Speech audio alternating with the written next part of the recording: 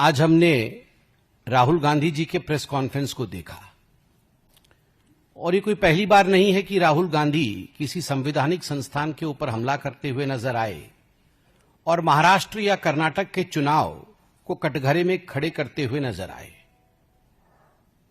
आज के राहुल गांधी के प्रेस कॉन्फ्रेंस के दो हिस्से हैं।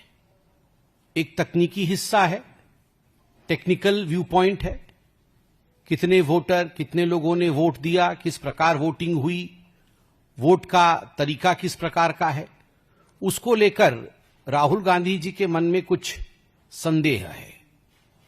और दूसरा जो हिस्सा राहुल गांधी जी के आज के प्रेस वार्ता का है वो राजनीतिक है, क्योंकि भारतीय जनता पार्टी को उन्होंने घेरने की कोशिश की है।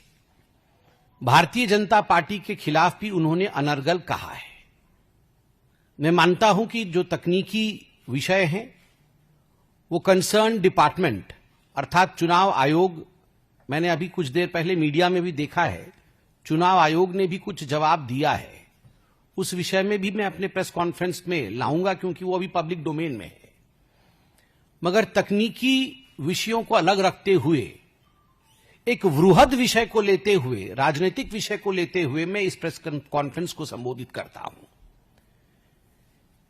पहली बात है कि राहुल गांधी और कांग्रेस पार्टी ने आज तक उन राज्यों में कोई भी प्रेस कॉन्फ्रेंस नहीं किया जिन राज्यों में उनको जीत मिली है।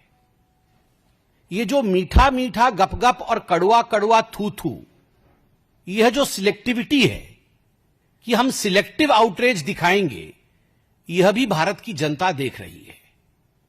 आप हिमाचल में जीतते हैं तो उस समय तो नहीं कहते हैं कि इलेक्शन कमीशन ने अच्छा काम किया, उस समय तो आप नहीं कहते हैं कि इलेक्शन कमीशन ने कहीं ना कहीं फर्जीवाड़ा किया। उस समय आप फर्जीवाड़ा आपको नजर नहीं आता है या आप बधाई भी नहीं देते हैं, उस समय आप न्यूट्रल हो जाते हैं। आप तेलंगाना में जीतते हैं, आपका मुख्यमंत्री बनता है तेलंगाना में, भारतीय जनता पार्टी हार जाती है, उस समय का कोई भी प्रेस कॉन्फ्रेंस आप दिखा दीजिए कि राहुल गांधी ने कहा हो कि तेलंगाना में इलेक्शन कमीशन ने फर्जीवाड़ा किया है। उस समय किसी के ऊपर कोई प्रश्नवाचक चिन्ह नहीं उठाते हैं।